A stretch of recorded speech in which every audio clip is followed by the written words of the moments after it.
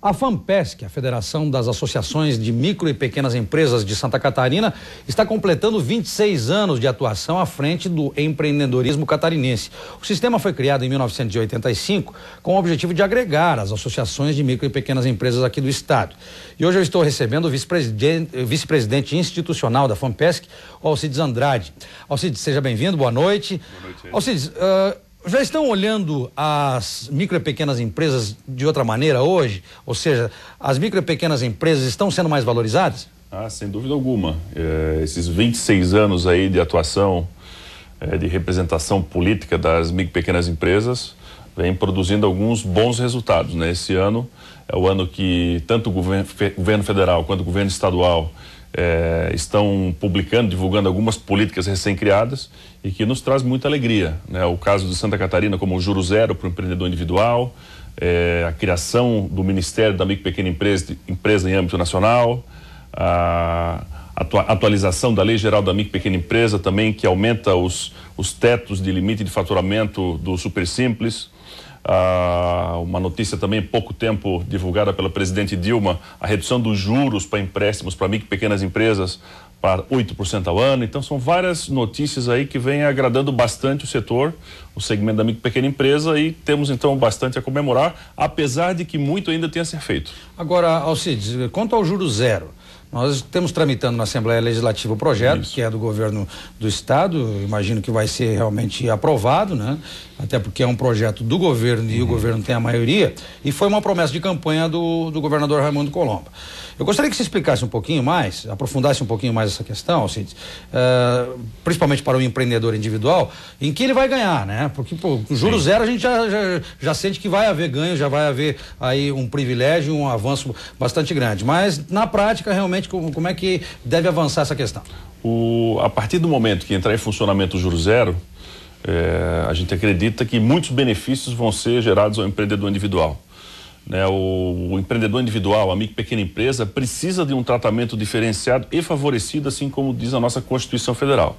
Então, o juro diferenciado ou o Juro Zero, ele é extremamente fundamental para todas as empresas, principalmente no início da sua atividade, né? O empreendedor individual é uma política pública recente, tem aí em torno de 1 ano e meio, 2 anos em vigor e vigência no nosso país.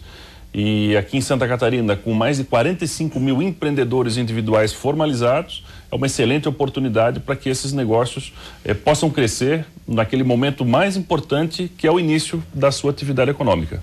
Agora, com relação à criação do Ministério da Micro e Pequena Empresa, aqui em Santa Catarina também já se comentou a possibilidade de termos uma secretaria específica, sem dúvida, né, para esse segmento. Você acha viável, realmente, dentro da estrutura governamental, termos um ministério ou uma secretaria hoje voltada para esse setor especificamente? Ed, é extremamente importante a criação de estruturas dentro do governo que desenvolvam políticas públicas e trabalhem para efetivar o tratamento favorecido da micro e pequena empresa. Tanto o Ministério da Micro e Pequena Empresa em nível nacional, que foi uma proposta da nossa federação, da FAMPESC, com a nossa Confederação Nacional da Comicro, quanto uma Secretaria de Estado de apoio à micro e pequena empresa, empreendedor individual, são extremamente relevantes. Apesar, né, como eu falei, da nossa Constituição ter expressamente que as empresas de micro e pequeno porte devam ter um tratamento favorecido, ainda a cultura, né, dos governos não é de fazer esse tratamento favorecido.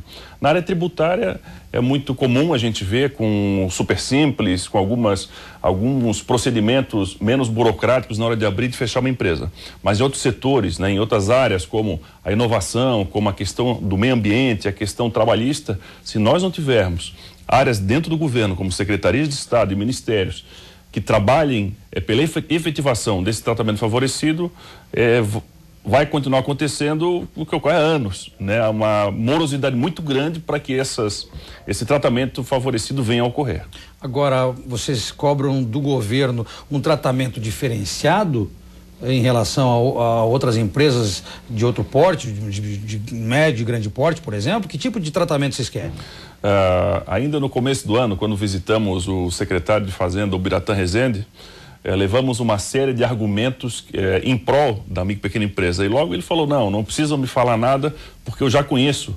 E o grande benefício que as micro e pequenas empresas trazem para o desenvolvimento de um país, de uma nação, é o seu aspecto social. Hoje as micro e pequenas empresas são responsáveis pela geração de quase 80% dos novos postos de trabalho. As micro e pequenas empresas são a grande maioria são de capital nacional e o recurso fica no nosso país. Então o aspecto social da micro e pequena empresa é extremamente relevante. Não é só questão do capitalismo, do lucro, né? Não dá para tratar uma empresa de micro e pequeno porte da mesma forma que você trata uma grande. Claro. O poder de barganha de uma pequena empresa é muito menor, além do aspecto social. Quando você acessa o banco, o micro e pequeno é tratado de forma diferenciada para pior do que o grande. Geralmente não tem uma garantia real para dar em troca de um empréstimo. Então, se o Estado não agir com a mão de ferro em benefício das micro e pequenas, todo esse apelo social, o aspecto social em benefício das micro e pequenas e também da sociedade, vai por água abaixo, né? Agora, Alcides, está no Senado a tramitação desse projeto para o enquadramento do Simples Nacional em relação ao seu teto, né? Isso.